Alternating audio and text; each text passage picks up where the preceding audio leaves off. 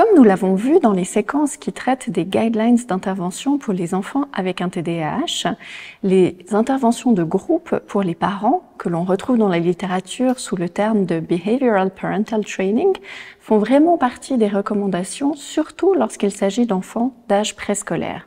Et c'est ce dont nous allons parler dans cette vidéo. Mais avant d'aller plus spécifiquement dans le détail de ces interventions, intéressons-nous à pourquoi il est si important de pouvoir accompagner les parents dans cette période de la vie. Il faut déjà considérer que finalement les parents sont les personnes qui passent parmi le plus de temps avec les jeunes enfants. Et de nombreuses recherches ont montré que finalement la manière dont on interagit avec un enfant va avoir une influence non seulement sur son comportement, mais également sur ses capacités de régulation émotionnelle, qui sont finalement des éléments qui sont déjà mis à mal chez les enfants qui présentent un TDAH. Par ailleurs, la littérature nous montre que les niveaux de stress parental chez les parents d'enfants avec un TDAH ont tendance à être relativement élevés,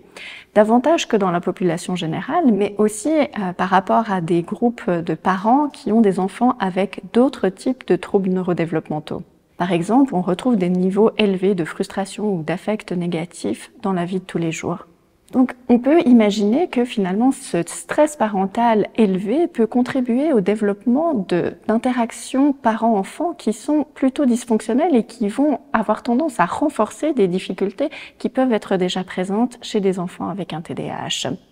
La mise en place d'interventions qui vont essayer de casser d'une certaine manière ce cercle vicieux en fournissant des stratégies efficaces pour les parents, tout en essayant de réduire le stress parental, vont être vraiment particulièrement pertinentes. Et ce, quand les enfants sont encore jeunes et au moment où les patterns d'interaction sont encore relativement flexibles. Donc si on parle maintenant de ces programmes d'accompagnement parental, on peut voir qu'ils partagent, il y en a différentes sortes, mais ils partagent un certain nombre de caractéristiques communes.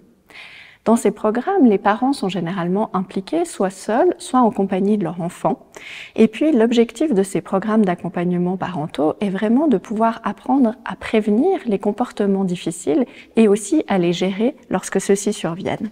Dans ces programmes, il y a généralement une combinaison d'approches, comme par exemple des approches de psychoéducation où on essaye d'apprendre finalement aux parents pourquoi est-ce que certains comportements difficiles peuvent apparaître. On essaye aussi d'apprendre un certain nombre de stratégies de communication entre les parents et les enfants. Et on peut aussi travailler sur l'apprentissage de certaines techniques, comme par exemple de renforcement positif. Au final, l'objectif commun de tous ces programmes est de pouvoir accompagner les parents pour les aider à mieux gérer ces comportements difficiles, notamment en ignorant les comportements qui sont inadaptés, en renforçant les comportements qui sont socialement adaptés et acceptables, et en mettant des règles claires et consistantes pour les comportements qui sont inacceptables.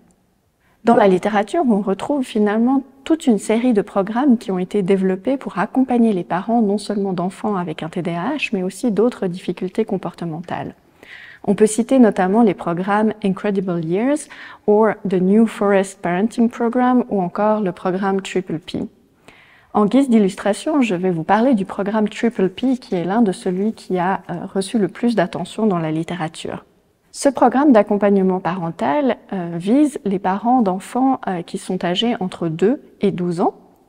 et est composé de plusieurs niveaux. Un premier niveau qui est finalement un niveau de prévention universelle qui peut s'appliquer à tous les parents, jusqu'au niveau 5 qui cible plus spécifiquement l'accompagnement des parents qui ont un enfant avec des difficultés comportementales. C'est vraiment plutôt cette partie-là des niveaux qui va nous intéresser ici.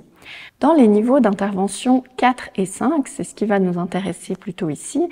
on va vraiment pouvoir rencontrer les parents soit en individuel, soit en groupe, lors d'une série de 4 séances, puis 4 séances par téléphone de suivi, où on va vraiment essayer de pouvoir atteindre les objectifs d'encourager le développement des compétences et des comportements socialement adéquats,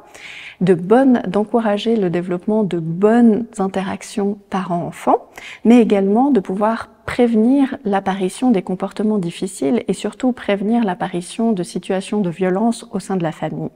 Le troisième objectif sera vraiment de pouvoir diminuer le stress et d'augmenter la satisfaction parentale lorsque les parents interagissent avec leurs enfants.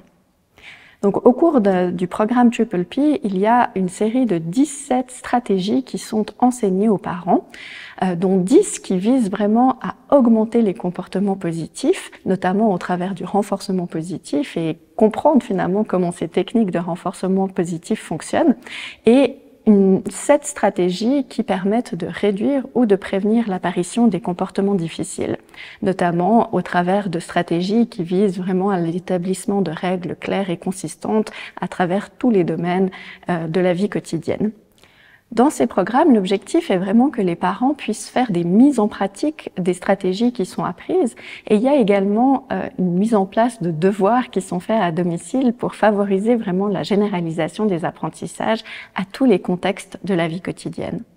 Et donc, au final, on peut se demander, est-ce que ces programmes d'intervention et d'accompagnement parental sont efficaces? Eh bien, il y a un certain nombre de données dans la littérature qui suggèrent qu'effectivement, cela marche pour pouvoir réduire à la fois la sévérité des symptômes du TDAH, mais également des troubles du comportement qui sont souvent associés.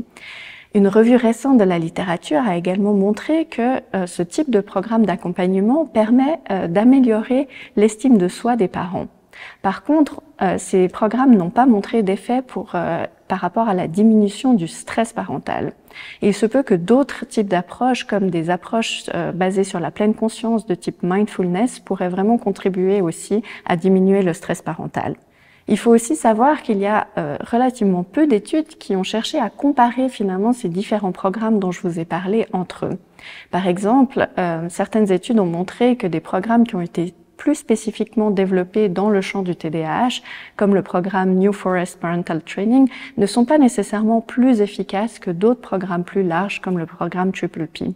D'autres études ont également montré que finalement l'apprentissage de stratégies comportementales comme l'apprentissage des techniques ABC qui permettent vraiment de comprendre qu'est-ce qui favorise, quels sont les antécédents de comportements difficiles, mais aussi comment est-ce qu'on peut renforcer positivement les bons comportements ou les comportements adaptés,